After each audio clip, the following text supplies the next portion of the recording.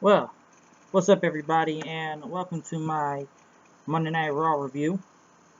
And 24 hours after Survivor Series, we kicked the show off with Goldberg as we are still here in Toronto, Ontario, Canada, which he got a huge reaction as people chanting Goldberg, and I know people really gonna have it both ways with this match. Really, it just doesn't make a lot of sense, but. And we can take this any way we want. You can check out the review. I know I got a lot of hate off that live reaction. I know that because of my phone and stuff. But overall, I'm sure either people were shocked that this is either a squash match, B, that it kind of ruins whole Brock Lesnar aura in a way somehow. The guy's been undefeated for 2 years, beat the streak, and now it's the guy that beat the streak who beat the streak now. So now, I guess, I better say this now before someone makes this up. So now Goldberg is the one that beat the one that was the one in 21. Or Goldberg is the one who beat the one that beat the one in 21. So, yeah, I guess you can put it like that. As Goldberg thanked the fans, people still chanting, you still got it, and you know, he thanked his wife, he thanked his kid, his son right there, tell people to, you know, clap for him and everything. I know he got a lot of hate last night, before also.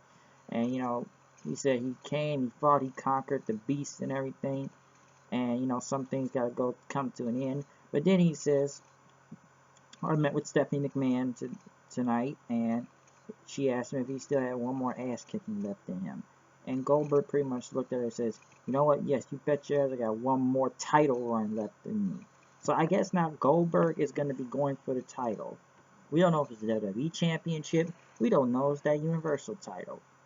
But the thing now with Goldberg, he says he will be in the Royal Rumble match. And he says everyone in the Rumble match, you're next. So Goldberg will be, I guess as Cole puts it, the first entered in the Royal Rumble match.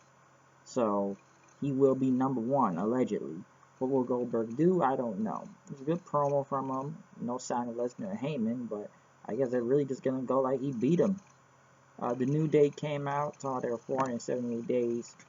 Tag Team Champions, and finally mentioned Demolition out there. They got 23 more days to accomplish it. They went against Cesaro and Sheamus, which they had a really good title match.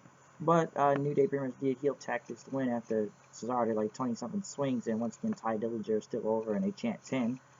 And pretty much Cesaro wasn't the one with the sharpshooter, but Xavier Woods came back with the trombone. Kofi got the roll up on him and won the match. Something now that they turn heel. It'd be a little bit too late. I don't know. New Day's been kind of on and off. Really, he's been stale in here. Chris Jericho was asked about losing the Survivor Series, and Chris Jericho looked lost. He looked falling apart.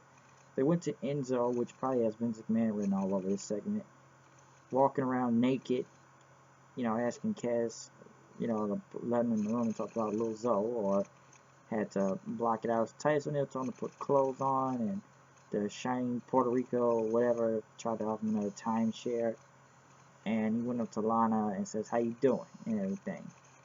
And Rusev showed up, and he says, why are you looking at my wife and you're naked and everything? And he tried to cover Lana's eye. I know they use Lana for these segments all the time. And Rusev, I forgot he was still there, to be honest, until Cash showed up and everything.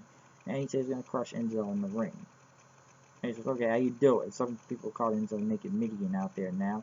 But Rusev, I just don't know what Rusev sometimes. That guy. They buried that guy so much. I don't know what to think about next with him. Next, Mick Foley and Stephanie were happy about Team Raw and everything. But Sami Zayn came in and they said they had to punish Sami Zayn. Even though it wasn't his fault for losing the Intercontinental Championship, it was Maurice's fault. They put him against Braun Strowman for some godlike reason. Cedric Alexander went against Arya Daivari, along with the Lumberjack. Cruiserweights continue to still get no reaction out there, but that 205 stuff is next week. Daivari at least got a chance to speak, but the Cruiserweights, once again, they barely get anything nowadays on there. Jericho came out, Which, you know, he came out to a good reaction, not like the night before, but people chanted Y2J, Y2J, Y2J, and, you know, he was talking about the autopsy at Survivor Series as Kevin Owens came out and told him, like, stop talking about that list, okay? We all know what happened. I saved you from that Styles clash. I sacrificed myself for you, and you still got RKO'd. So, it's pretty much, you know, I don't care about the list, and tried to almost blame him. Alright, you walked in on RKO, and it says, you know, this friendship is a lie then, pretty much. And you didn't come save me when I was either RKO or pedigree, as Spear, as Jericho puts it. And then they argued with each other, says, we were friends. And he says, you want to know the blame? I'll tell you the blame. And they turned each other around. And they know the blame. They both said at the same time, Roman Reigns. And the crowd loved it. And all pretty much says, Roman sucks. Roman sucks. As even they agreed with the crowd. Yeah, it is Roman's fault. And the fans agreed with it. It's Seth Rollins' fault also. Seth Rollins came out talking about, you know, Survivor Series is over now, so I want my title shot. And Owens says, well, you're not getting the title shot, alright? As I like what Owens called him, you know, conditioner hair twins right there, him and Reigns. But then pretty much Rollins attacked Jericho, and they started jumping Rollins, then him and Owens. Roman Reigns came out to save, which he got booed out the building. As Mick Foley pretty much said tonight, it'll be Seth Rollins versus Kevin Owens for the Universal Championship in a no DQ match, as both Chris Jericho and Roman Reigns would be banned from ringside, even though it's a DQ match. Anybody could come out regardless, but I'll try to keep the logic out of it, I guess. As some people really said, Triple H to turn come tonight. Lana called Canada America tonight. Their versus Americans. Enzo and Cass came out, did their thing. Rusev beat Enzo in about a minute. Just a kick in the accolade thing, which I don't know. Rusev is so damaged at this point. It's just going to set up for Rusev versus Cass, and Cass is going to squish him next. Just watch. Listen, they've already fed Rusev to Cena. He murdered him. They fed him to Reigns. He double murdered him. And if they feed him to Cass, how worse could it get for Rusev? I don't know what to say sometimes with him, but they've really screwed that guy up. Gallows and Anderson, the club went against Goldust and Truth for a #1 contender shot for the tag team titles next week, which I don't know where any of these teams even have are in the running for a #1 contender spot. We've already seen a club lose to the New Day a whole bunch of times. Truth and Goldust, I don't even know how they got a title shot. I don't know how this match went over 6 minutes, but the club still won. Strowman got destroyed by, well, Sami Zayn got destroyed by Braun Strowman, which I just don't understand who are they trying to put over in this, okay? The only person they really are putting over in this is Strowman. I don't know what the Sami Zayn benefit is. What are we gonna do? Job Sami Zayn out to Braun Strowman? I'm sure everyone has agreed now. Sami Zayn needs to go to SmackDown immediately because Raw ain't doing nothing for him. I guess it, you know, protects him because he was never pinned. But Jesus, do we need to see him get killed? Okay, we get Strowman's big. But if they want to make this match work, maybe. I'm surprised his idea is still going. Because Sami Zayn, my God, this guy just cannot catch a break on this show. Emelina, they still hype that. Charlotte and Dana Brooke came out. They talked about Canada. I was a sole survivor and everything. Until Sasha came out, and once again we got the Sasha and Charlotte show. Once again, it's like these two never end, and the title plays hot potato between these two. As Sasha is still owed a rematch from Hell in a Cell, and Charlotte says pretty much you're on, but not tonight, and they will face next week in Charlotte's hometown, Charlotte, North Carolina, pretty much, I assume. Which, dude, how crazy would it be? Let me get this straight. If Sasha lost the title in her hometown, what does it make you think that Charlotte will lose her title in her hometown? Which just why? As Charlotte pretty much called people dumb Canadians, Nia Jax came out and pretty much blamed Sasha at Survivor Series. You didn't do anything. I dominated everything. You're just a purple-headed Barbie doll. As Sasha pretty much says, I'll show you how overrated I can get. then, once I get my title back. And Charlotte pretty much told Nia Jax, are you going to take that from her? As Dana tried to get involved and Sasha tried to attack them. Bayley came out for the save, but they couldn't get in the ring, which pretty much ended it, put into a tag team match between Sasha and Bayley versus Charlotte and Nia Jax. Sasha hit the bank statement on Charlotte, making her tap out.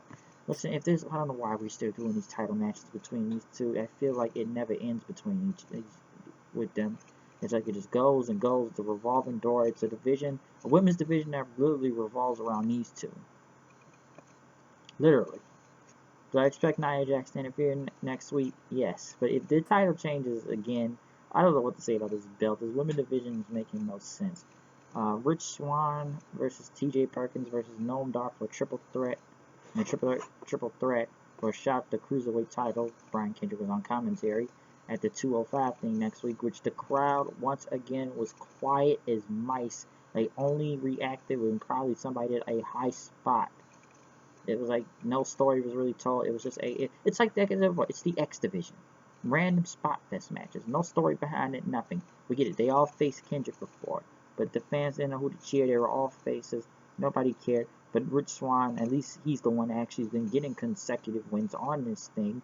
I don't know what 205 will do for them. Listen, the Cruiserweight's been horrible, okay? The Cruiserweight has been a failure on this show. Nobody cares. I think people were praying to God that they were going to SmackDown. And, you know, I hate saying this about the Cruiserweights, but some have now compared them. They're like the Divas division matches back then. When the Divas match came on, what did we do? We all went to the bathroom. We didn't care. So it was like bathroom break. People now look at the Cruiserweights in a way. I may be wrong on this, but I've seen a lot of majority of people say that lately now. They have become the Divas division, the Cruiserweights. It's just random spot fest. In my opinion, they're just like the X division now. Random spot fest. No story behind it. Nothing. And then probably the only person that's actually getting some reaction is Brian Kendrick. Perkins is horrible on the mic and just sucks. At least Rich Swann is getting a chance. But at least we had a good main event tonight. Great main event, really. Kevin Owens and Seth Rollins. A lot of people on Owens' side anyways, Canada. But one of the high spots of the night was Rollins and Owens going into the crowd. And Rollins jumping on top of the barricade, landing on Kevin Owens until we got to near the end as they went back into back to the ring. Jericho showed up in a Sin Cara mask and Shinsuke Nakamura hoodie, which some say was a rib of him wearing a Sin Cara mask because of their fight. So they looked at it as a rib in a way. But it was a really great match. Jericho very much showed up. I don't know. People said Triple H to show up, but it's like, alright, Jericho's here again. So just kind of does the whole same old here. Owens took him to the power bomb on the apron on Rolins, winning the match. And I would say Raw wasn't bad all the way. It was actually a decent show, passable this time. Usually it'd be a shitfest every week, but I guess they got somewhat lucky this week, especially at the Survivor Series, which everyone was already pissed about that pay-per-view. Yeah, in my opinion, but, you know, hey, I could be wrong in that. There's a lot more negatives that I heard than positives for Survivor Series. Mostly NXT Toronto got the praise. But, I don't know, we'll see for the next SmackDown review, and we'll see how this goes. I'm out of here, I'll see you guys later, peace out.